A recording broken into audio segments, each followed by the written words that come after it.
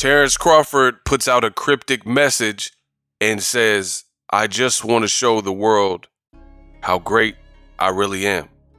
So for some reason, Terence Crawford, he put out this message via social media. He says, I really just want to show the world how great I am.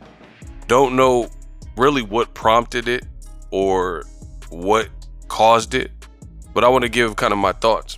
Now, the thing is this. On my channel, I keep it a buck. Don't care who's mad. Don't care who unsubscribes. Don't care who subscribes. My opinion is my opinion. And I don't break that for nobody. Terence Crawford is a terrific fighter. I've always given him credit for being such. However, I have also criticized his business acumen, the decision making, and called him bad business bud, if you will. And it's kind of funny because Terence Crawford and his crew, his entourage, they all kind of say the same thing. It's like one big echo chamber, and they almost act like everybody is against them. Nobody wants to see Bud win. Nobody wants to see Bud shine. If you have a criticism, it's not their fault. It's your fault. Or you don't know ish about boxing. Or the Bud buddies say, oh, ego, you're only saying that because he beat Errol Spence Jr. What does Errol Spence Jr. losing have to do with my opinion on a decision that Crawford makes? Please tell me. So the Bud buddies, they use that when it's convenient. Oh, you're just saying this because he beat Errol Spence. And what does that mean? So I can never have constructive criticism for Terence Crawford because he beat Errol Spence? I mean, that sounds utterly ridiculous. The fact of the matter is the Bud buddies are in denial. They know what I'm saying is true, and or they can dislike it, but they can't disprove it. So instead, they get mad.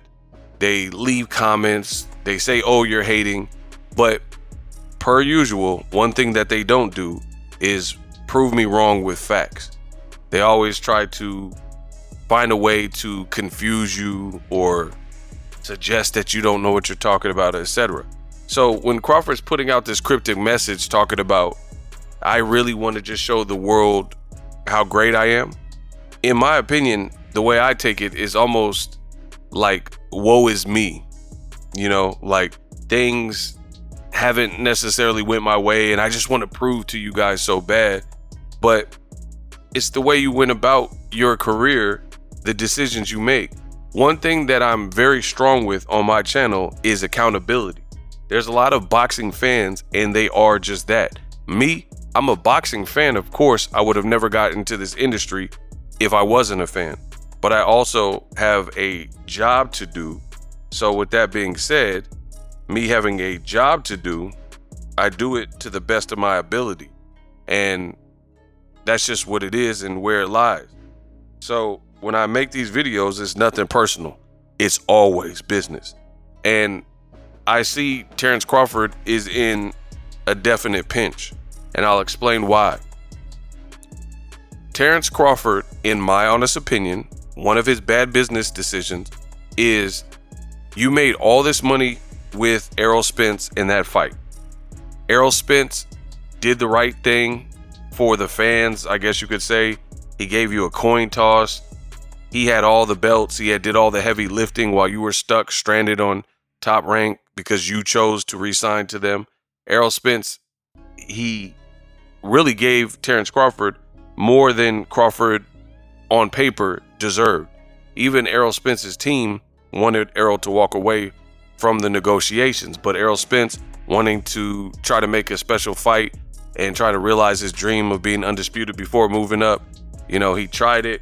He wasn't successful. Now he has a loss on his record. It happens. You know, a lot of guys have thought they could beat a person, then they get in the ring with them, then it's not their night. Bad night in the office. You live on and move on. But you would think that Terence Crawford, who's been on record saying that Errol Spence fight was his biggest payday, He said it was his biggest payday and Errol's biggest payday. The fight did the best pay-per-view numbers that either one of them independently had done. So collectively, they did the best numbers, right? And it also did the biggest live gate that Crawford has ever done, right? So the reality is Crawford, for whatever reason, not being signed to BLK Prime, not being signed to Top Rank, he decides to go and join with Turkey in Riyadh season. This is like a year plus after the Errol Spence fight. So for starters, I think he should have already been back. But I think Crawford, we're starting to see his true personality, and we're starting to see that a lot of the stuff that Bob Arum was saying, that people thought Bob Arum was hating about, apparently it looks to be true. Bob Arum be like, Terence Crawford, he's a terrific fighter, but he's costing me money, right? Bob Arum would tell you, I'm losing money on Crawford. He doesn't want to promote. He just wants to sit there and be a good fighter. And in this day and age, you got to do a little bit more. But again, it doesn't seem or appear, at least to me and Bob Arum apparently, that Terence Crawford wants to do those things. And it's this archaic mentality where it set Crawford back. I think Crawford is insanely stubborn as a fighter. You know, the defiant streak and stuff like that, that probably helps you out. But in business, it might not help you out depending on, you know, the circumstance. And I think him moving to fight with Turkey, it just further cements everything that BOXINGEGO said was true. They rolled out the red carpet. They worked with all these promoters. They gave you an undercard as best as they could. And people said and hyped it up, said this was the best American card in a while, or the best undercard they had ever seen in America. All of these things. They even gave you an Eminem performance, right? Mini concert, put you in the soccer stadium. All things that Crawford says he wanted. Him and his team says, you know, when they were with Top Rank, they couldn't get a fair shake. They weren't promoted the same as Lomachenko's and Tyson Fury's and things like that. And then now you're getting everything you want and the event still flops. Crawford Madrimov still flops. They said the event lost over $10 million, which is not a shock considering Eminem is the highest paid rapper when it comes to booking fees. So just Eminem alone, he's getting paid more than the fighters, some of the fighters on the card. I guarantee you that, right? So just having that, and then you couldn't deliver on your end, and then weeks later, a month later after the fight, Terence Crawford is talking about, I just want to show how great I am. And this incessant fixation with only fighting Canelo, or predominantly want to fight Canelo, is just weird. Crawford can arguably beat a lot of guys that he steps in the ring with. A fight I want to see is Jaron Boots Ennis. It's not about if he can beat him or if he will beat him. It's just a good fight and people want to see the fight. And we can sit up here and speculate as fans all day on who would win and how it'll play out. There's only one way to find out. You got fights like that. You have fights with Virgil Ortiz, but Turki Al-Sheikh himself on the Spaces revealed that he said he's going to offer Crawford Virgil Ortiz fight, but he doesn't believe that Virgil Ortiz and Crawford will happen because he doesn't believe that Crawford will take it. He only wants Canelo. So again, bad business, bud. You want Canelo, who's the one guy, or at least one of the people that Turkey doesn't seem to have a good relationship with for obvious reasons. Turkey literally pretty much waged war. He's working with UFC. The day Canelo fights, they said they don't care about, they stepping on Canelo basically. They said it's our date now. We don't care about the Mexican dates being Canelo's dates. We're disrespecting them, and we're going to put a Sean O'Malley card in the Sphere in Vegas on the same day. And then that's business. Let's say it happens. You got a, event. In addition, Turkey went above and beyond as the Saudi advisor, and he was doing interviews, and there's quotes where he says the UFC at the Sphere in Vegas, they are going to eat Canelo. This is what he said. So that's why I said waging war. you're intentionally going after that market share and stepping on Canelo's toes, and then unapologetic about it, not even like on some business stuff like, hey, you know, we needed this date or we thought it was a good date for our event. You're talking about we're gonna eat Canelo alive. And then now Crawford's sitting up here sounding like, woe is me. I just want to show y'all how great I am. But he seems fixated on one fight with Canelo. And how do you get that done when Canelo's worked with Al Heyman, says he loves it, says he's being treated like a king, and is smooth sailing over there. Plus, Turkey is kind of waged at war with Canelo Alvarez and probably offended Canelo when he says, I'll eat him with the UFC. Furthermore, Turkey went to social media and was bickering at Canelo, saying, I heard Canelo's response. He says he doesn't like the way we do business. He says he respects me, but I don't care if he respects me or not. I mean, you got Turkey talking like almost like Goodfellas, and he's saying, I don't care if Canelo respects me or if he don't respect me. That doesn't matter to me. Canelo, he's ducking Bivol. He wants the easiest fights. Bivol whooped his butt. You know what I'm saying? And then you got Turkey almost talking like a fighter. Then he posted he's the face of boxing. You honestly think that Canelo is going to give in to Turkey and his wishes? It's not looking likely. So, you know, it's like, what is Crawford going to do?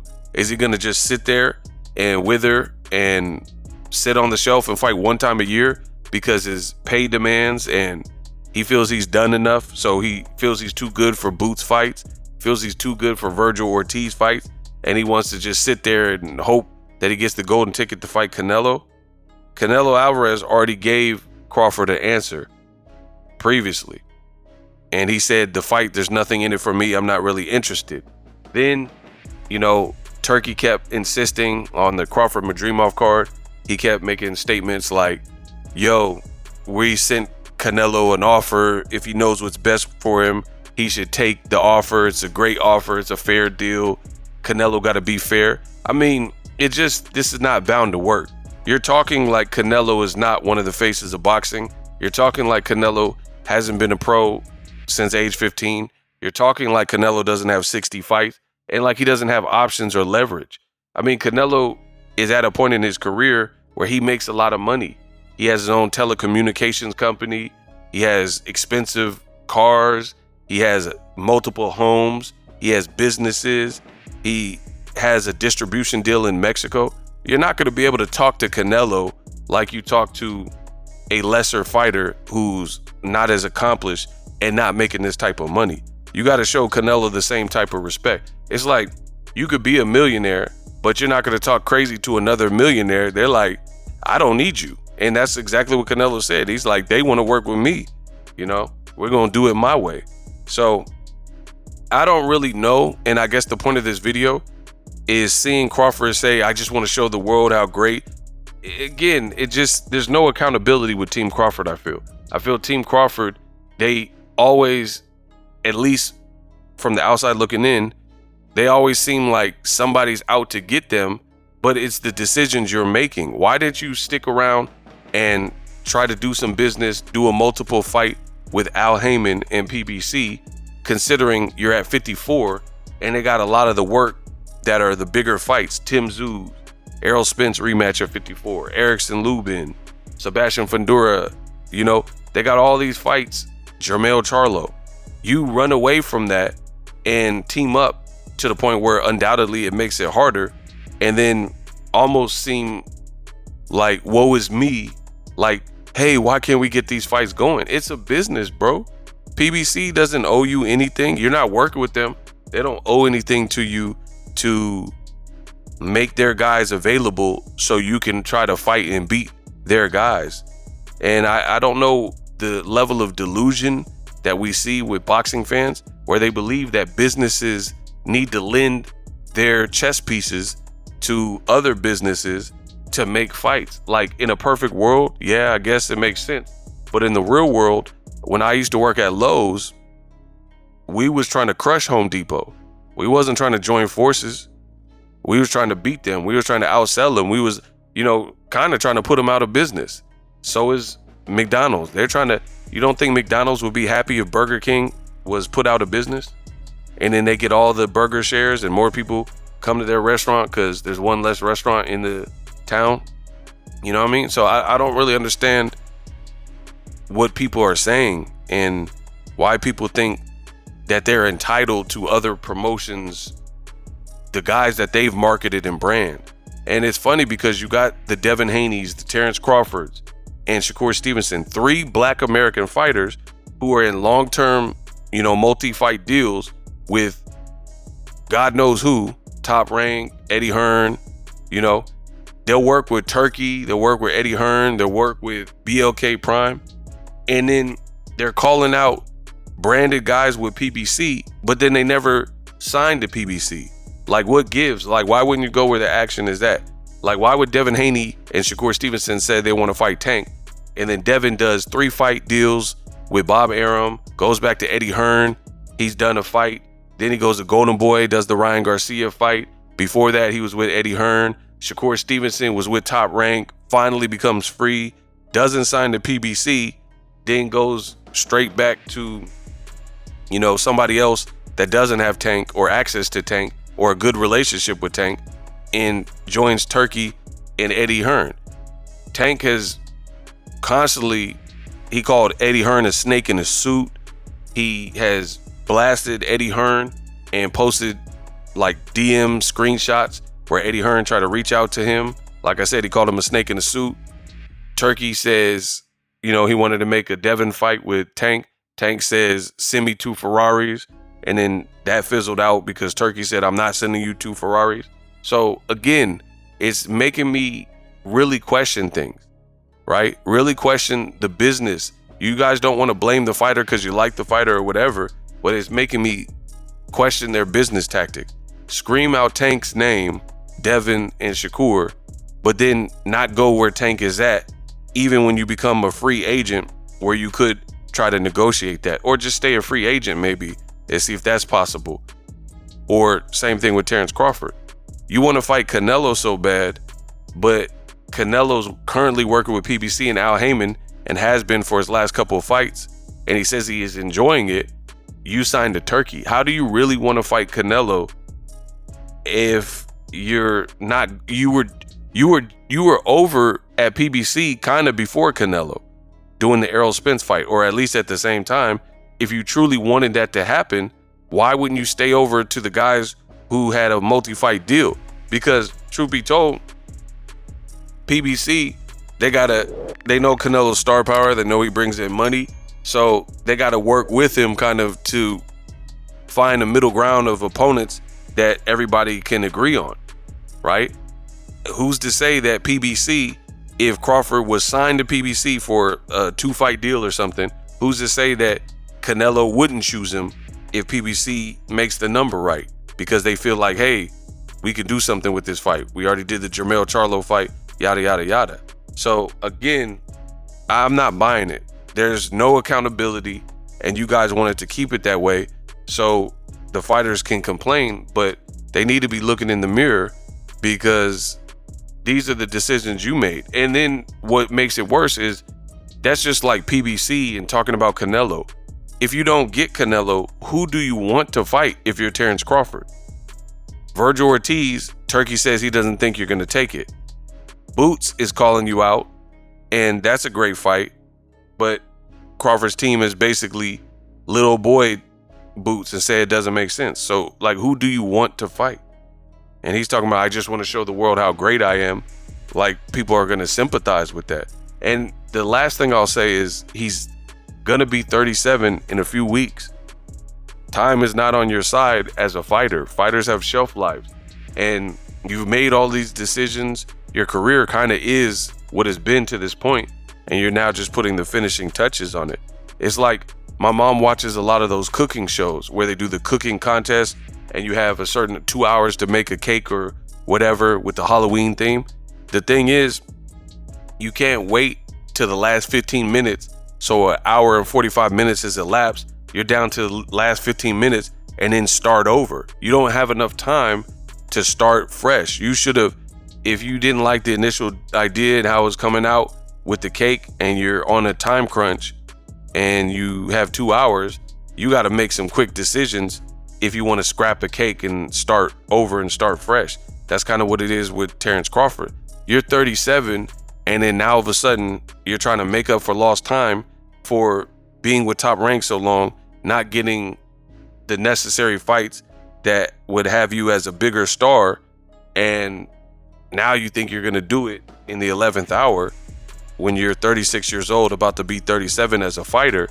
But when you look at other guys like legends like Oscar De La Hoya was probably 35, 36 when he was retiring fighting Pacquiao, and that was his final fight. So usually what you see is something different. By the time guys are like that age in boxing, most of them have already done and made their name and become pay-per-view stars if they were going to become it. Like Floyd Mayweather. When he was 36, about to be 37, he was fighting Canelo. Floyd didn't even need to fight Canelo. He could have retired and he would have had 2 Maidana fights: Robert Guerrero, Arturo Gatti, Diego Corrales, Oscar De La Hoya. He would have already had legendary fights and legacy. Gennaro Hernandez and Sharmba Mitchell, Manfredi. He would have already had all those fights in tow. The Ricky Hattons, the Juan Manuel Marquez, the Cottos, all of those fights before he ever even got to Canelo, right? At age 36 or 37. So he was in the big leagues and had been in the big leagues. We're talking about Floyd Mayweather. Terence Crawford is that same age, and he's 36 going on 37. He's fighting Madrimov, and not only is he fighting Madrimov, who has 11 fights and 10 wins, he's going the distance with him when everyone thought Crawford was just going to destroy Madrimov because they didn't know who he was. And it doesn't really set the world on fire. It was more of a moderate paced chess match, and then Crawford tried to come on stronger later in the fight. That's not it for pay-per-view stardom to get you over the hump, especially this late in the game. So it is what it is. We'll see what Crawford decides, but it looks like he wants a big cash out fight or retirement, at least to me. Let me know what you guys think.